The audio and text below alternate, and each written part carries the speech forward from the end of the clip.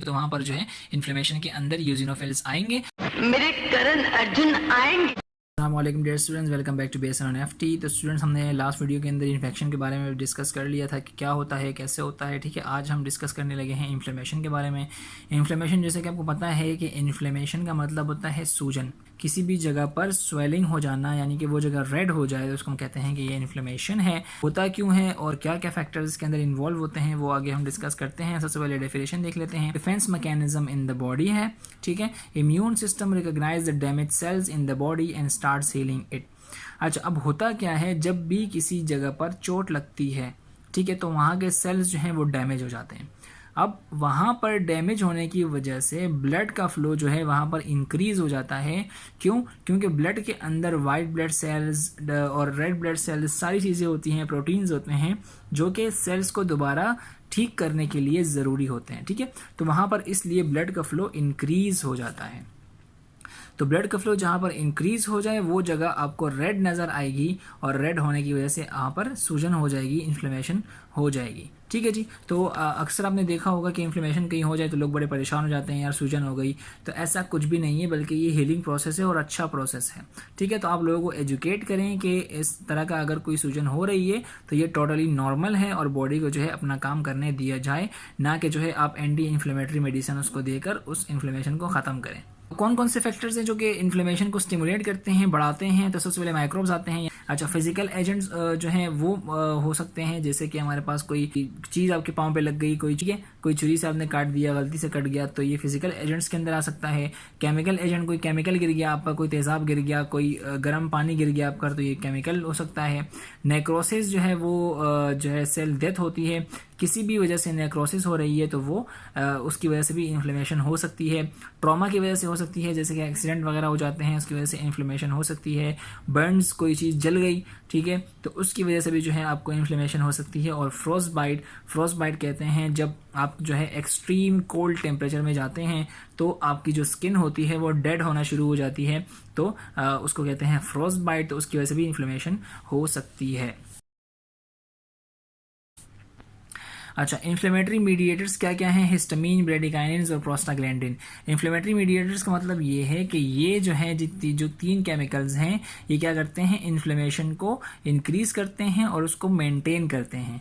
Inflammation ज़रूरी है body के लिए, इसलिए ये तीन केमिकल्स जो हैं वो डैमेज सेल्स से निकलते हैं, और ये डैमेज सेल्स से निकल कर वहाँ पर इन्फ्लेमेशन कॉज करते हैं और बुलाते हैं वाइट ब्लड सेल्स और रेड ब्लड सेल्स को, बुलाते हैं अपने पास कि आप आएँ इधर और इसको ठीक करके दे दें। ठीक है। अच्छा, हिस्टामीन और bradykinin, they both bring immediate inflammatory response to injury, यानी इंजरी हो गई तो वहाँ पर हिस्टामीन और ब्रेडिकाइनिन फ़ौरन से निकलेगा और वहाँ पर इन्फ्लेमेशन कॉज करेगा, ताकि जो हीलिंग का प्रोसेस है वो जल्द से जल्द कंप्लीट हो जाए। प्रोस्टाग्लैंडिन क्या है? It prolongs the inflammation to speed up healing. Prostaglandin क्या करेगा? ये इन्फ्लेमेशन को प्रोलॉन्ग करेगा, यानी कि अगर आप जो है मेडिसिन नहीं देते तो इन्फ्लेमेशन आपकी 4 से 5 दिन रह सकती है और उस लोकल जगह पर, एरिया पर, और बाज़ औक़ात ये हफ्तों तक भी चल सकती है। तो ये प्रोस्टाग्लैंडिन इसको प्रोलॉन्ग करता है, लंबा खींचता है, ताकि हीलिंग जल्दी से जल्दी हो जाए। ठीक है जी। अच्छा, these are chemicals that are release by damage cells, damage cell से निकलते हैं, जो हमने पहले बात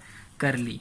अब देखते हैं कि मूवमेंट ऑफ सेल, यानी कि वाइट ब्लड सेल्स जो हैं वो कैसे मूव करते हैं इंजरी की साइड पर। मैंने आपको बताया कि जब कोई इंजरी होती है तो सारा जो ब्लड फ्लो होता है वो इंजरी की तरफ चला जाता है, और उसके अंदर वाइट ब्लड सेल्स भी होते हैं।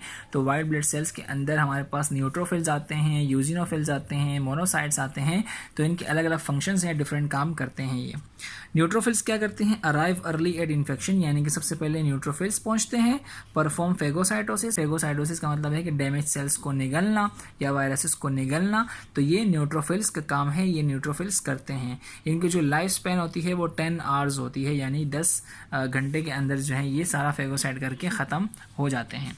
के बाद है यूजिनोफिल्स। यूजिनोफिल्स जो हैं वो एलर्जिक रिएक्शंस के अंदर एक्टिवेट होते हैं, यानी आपको किसी चीज़ से एलर्जी हो गई, स्किन के ऊपर किसी चीज़ ने काटा और एलर्जी हो गई, रैशेस बन गए, तो वहाँ पर जो है इन्फ्लेमेशन के अंदर यूजिनोफिल्स आएंगे, मेरे करण अर्जुन आएंगे, और यूजिनोफिल्स एलर्जिक रिएक्शन को कंट्रोल करेंगे।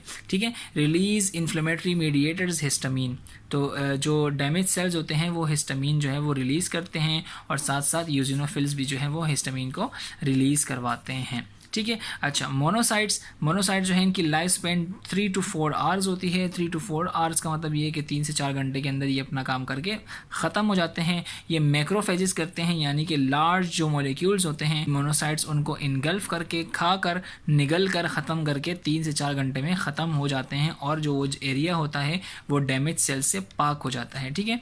अच्छा, pain is caused by prostaglandin and bradykinin.